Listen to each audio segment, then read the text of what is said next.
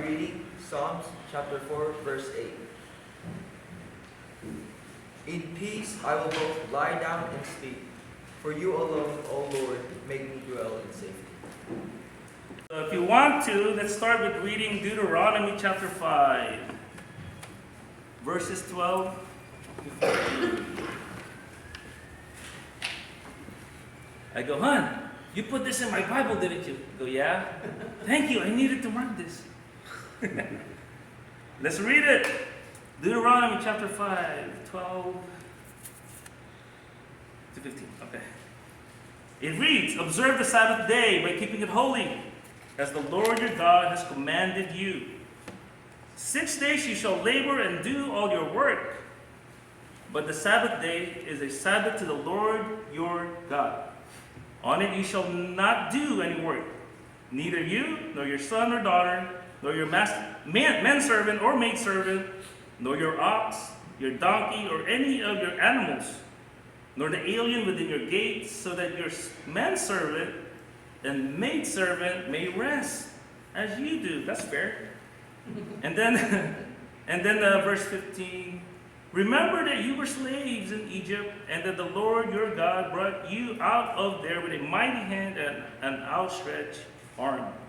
Therefore, the Lord your God has commanded you to observe the Sabbath day.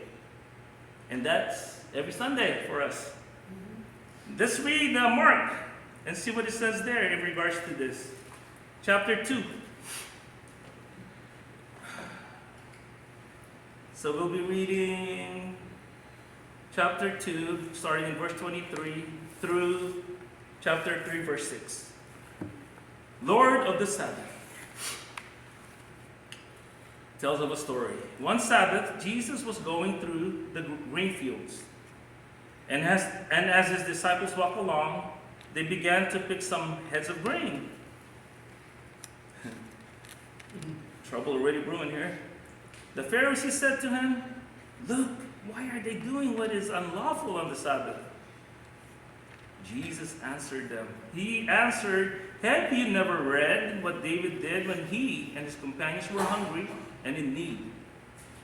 In the days of Abiathar, the high priest, he entered the house of God and ate the consecrated bread, which is lawful only for priests to eat. And he also gave some to his companions. Spread the love. Verse 27, then he said to them, the Sabbath was made for men, not man for the Sabbath. So the Son of Man is Lord even of the Sabbath. Let's read the 6 verses in chapter 3. Another time he went into the synagogue, and a man with a shriveled hand was there. Some of them were looking for a reason to accuse Jesus. So they watched him closely to see if he would heal him on the Sabbath. Jesus said to the man with the shriveled hand, sure enough, stand in front of everyone. Then Jesus asked them, which is lawful on the Sabbath? To do good or to do evil? To save life or to kill? No answer, but they remained silent. He looked around at them in anger. Wow. We don't picture Jesus being angry too often, right? And deeply distressed at their stubborn hearts, said to the man, stretch out your hand. He stretched it out, and his hand was completely restored. Then the Pharisees went out and began to plot with the Herodians how they might kill.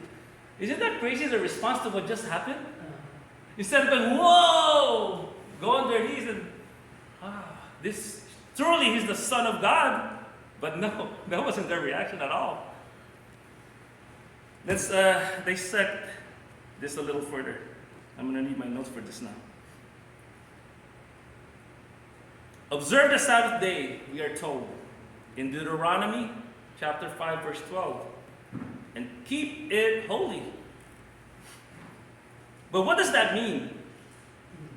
In Mark chapter 2, through what we just read, all of it, we see that Jesus and the Pharisees do not agree about this basic commandment. Seems simple enough, doesn't it? A controversy over keeping the Sabbath emerges. Is it lawful to do this, to do that? Controversies about the Sabbath have been around for a very long time. Some of you will remember some controversies in our lifetime over blue laws. These are laws designed to help promote the observance of the Sabbath. And in some places, some laws are still intact. Marian knows about some of them. And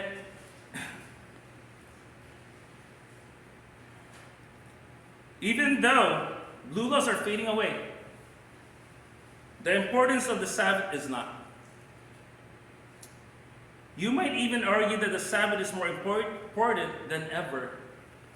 In this fast-paced, 24/7 world, where it is harder than ever not to bring work home.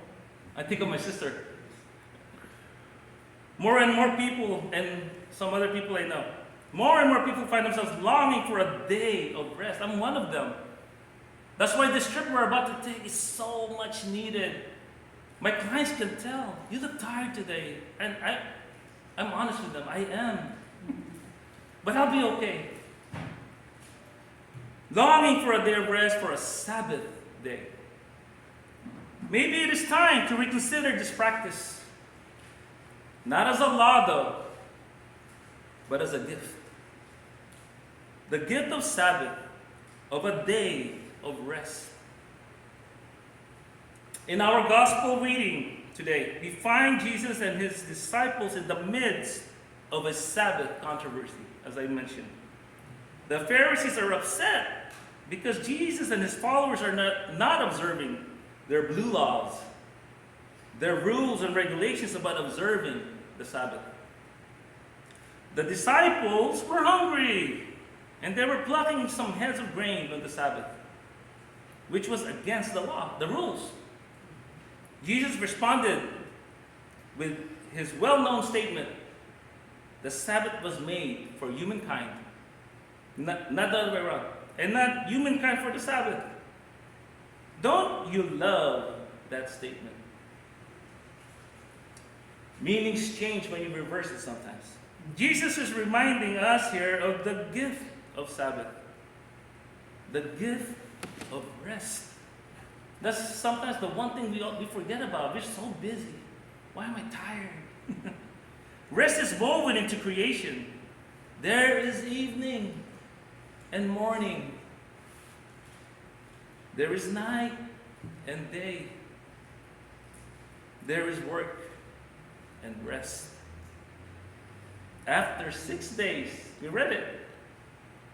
After 6 days of creation, God himself rested. My wife gets mad at me every time she wants me to do something like this rest day. What are you, God? I just leave it at that. And teaches us to do the same. This is God. Resting. The Sabbath was made for us because we need to rest. And sometimes we need to be told to rest. Even commanded to. If you think about physical rest, sometimes our bodies tell us to rest. My body's been telling me that for maybe 3 weeks now. That's why I'm like, is it June 11 yet? That's when we leave. Our bodies tell us to rest, even commanded. The Sabbath is about spiritual rest. So we got physical, we got spiritual. And there is a difference here, and we're going to get to it. Observing the Sabbath is a commandment that God expects us to observe. To be sure, no? That's still true. But God's commandments are always good for us. Always something that we need. And that is certainly true of this one commandment. We need Sabbath rest. We need spiritual rest. And Sabbath was made for us. So, today I want to remember with you what this commandment is all about. When was the last time you thought of Sabbath? And why it is so very important to us? And as always, we can learn a lot about this commandment by looking at no other person but Jesus. So let's do that. Jesus grew up observing the Sabbath, as we know. He grew up in a good, faithful Jewish home. And that meant that he grew up going to the synagogue with his family every Sabbath, just as all faithful Jews of his time would have done. It was his custom or his habit. I mentioned this last Sunday. I was forgetting to come up here. I was just somewhere else. And then Kevin looked at me and he was like smirking. It's like, I'm glad you guys know. You guys have good habits. You know what's next. It was how he, Jesus, and his family honored God's commandments to observe the Sabbath day and keep it holy, as we are commanded. So when it was the Sabbath day, there was never a question for Jesus of whether or not he would go to the synagogue to worship God. Of course he would. Even in today's gospel reading, we are told that when the Sabbath arrived, Jesus entered the synagogue for what? To worship God. It was what Jesus always did. It was his habit. When you think about it, habits are very important to us because they take some of the decision making off our plate. How many decisions are you going to make today? Did you make yesterday? My nephew Zephyr, he's already making decisions in the future. If you can imagine. I'm going to do this, I'm going to do that. And my sister's like, he has many plans. Funny kid. So habits are good. They also can help reduce decision fatigue. As I'm alluding to. Decision fatigue, have you heard of it? It's described as the deterioration of our ability to make good decisions after a long session of decision making. Good habits help us make good decisions because they really aren't decisions at all. We don't have to decide every morning whether or not to brush our teeth. Then again, maybe so. I won't do it today. For example, that's an example. Because it's a habit. As soon as I wake up, I wash my face already. I'm like, this is going to be a good habit for me to do. And now I just got to start making my bed. A lot of millionaires they have that habit of fixing their bed. My wife told me this recently, maybe a week or two ago. And then the following morning I did it. I came home from work. Oh, I noticed you fixed the bed. And then I never did it again. For people of faith, it is hard to come up with a more important habit than that of going to church on the Sabbath day. But if it's not a habit, then we have to decide to do it. We have to decide. Another thing to add to decision making every time. And there are always lots of other things we could be doing on a Sunday morning these days. We can catch up on our shopping. All this work I gotta do in my yard. Oh man, Sabbath? I need to rest. If going to church is not a habit for you, there are all sorts of things that will help make the decision harder for you. Maybe that's why God made it a commandment. Not just because it's good for us, but so that it would become a habit. Yes. The 17th century poet some of you may have heard this man, John Dryden, once said that we first make our habits, and then our habits make us. I could have came up with that. No. That's his quote. And I believe that this is true of the habit of worship, of remembering the Sabbath day and keeping it holy. This is a habit that we make as followers of Jesus. But then this habit makes us.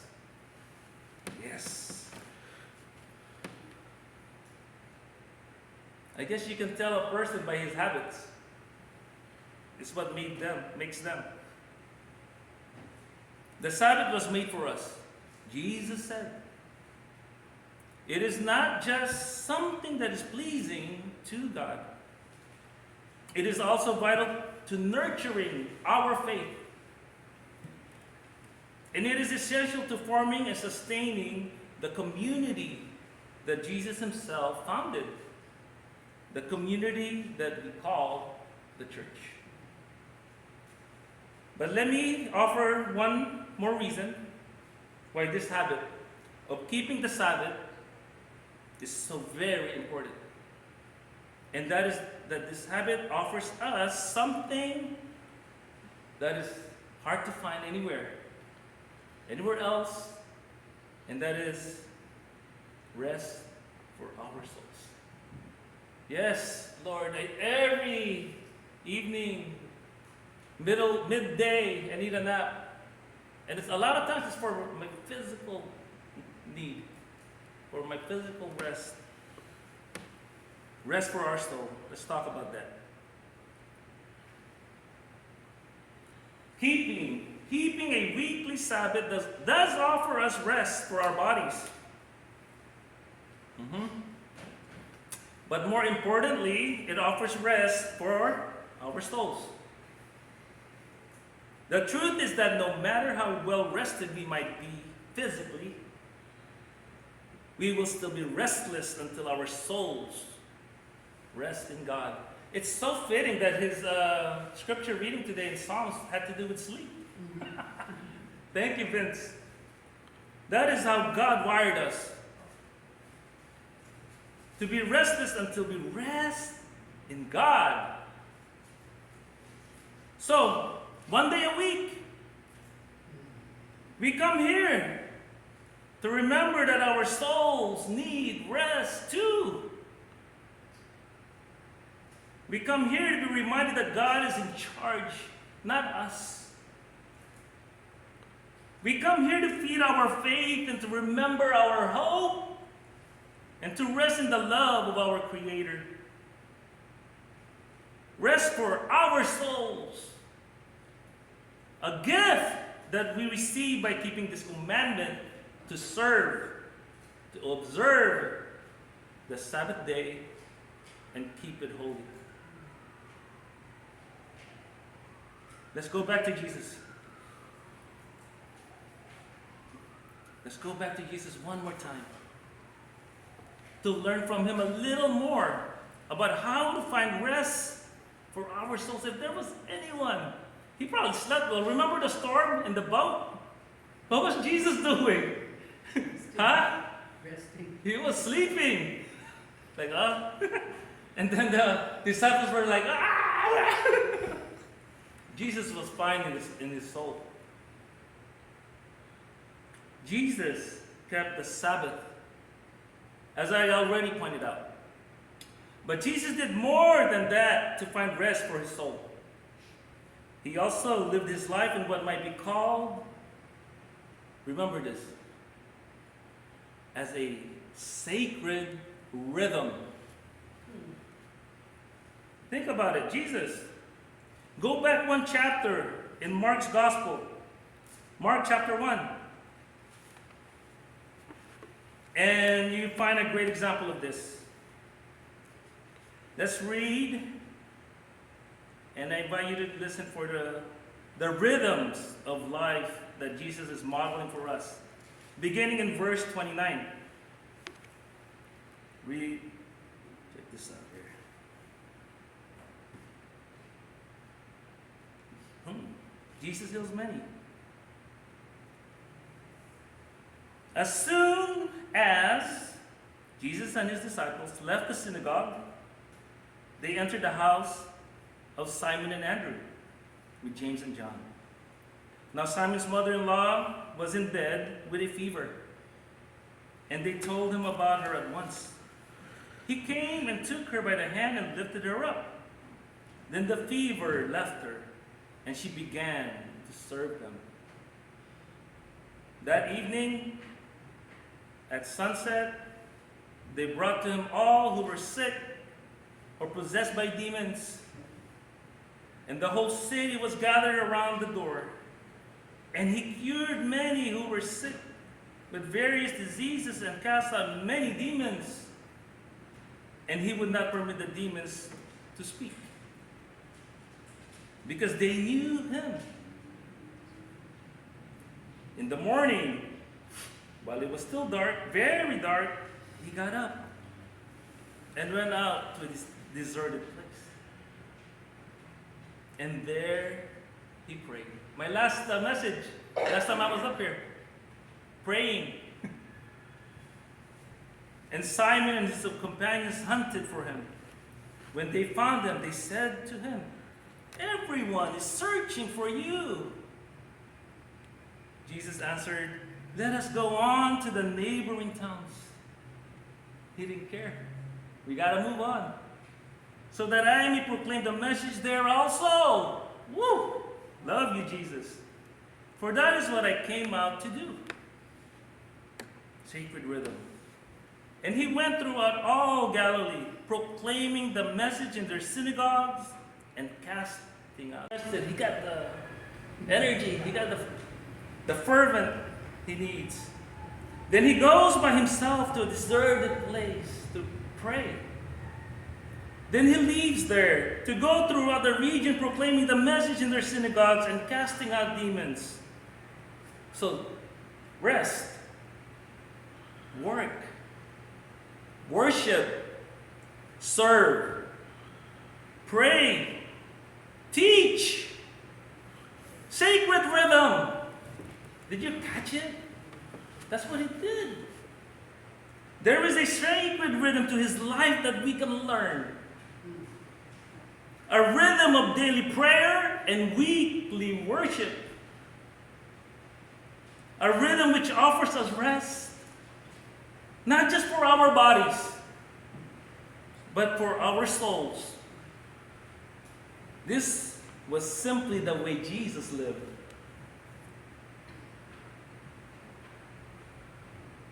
What about us? What does your sacred rhythm look like? Yes, I'm asking you. What does that look like for you? And obviously, you and I are not Jesus. In fact, we are all different.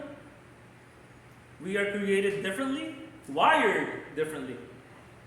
But we all need rest, don't we? That is how we are wired. Rest for our bodies and rest for our souls. And what our scripture readings remind us today is simply that one of the very best ways to find rest for our souls is by keeping the holy rhythm of the Sabbath. I might just paraphrase that quote about habits by saying that we first keep the Sabbath, and then the Sabbath keeps us. It becomes a life-giving habit that offers us regular rest for our souls. Theologian Abraham Joshua Heschel, have you heard of him? He's a Jew theologian. He wrote that, in quotes, 6 days a week we wrestle with the world, wringing profit from the earth, working. On the Sabbath, we especially care for the seed of eternity planted in the soul. The world has our hands, but our soul belongs to someone else. There it is again. Not of this world. The Sabbath was made for us. It is God's gift to us. It is the way in which we remember that the world has our hands, but our souls belong to God. May we be faithful in caring for the seed of eternity that has been planted in each and every one of our souls. To the glory of God. Amen.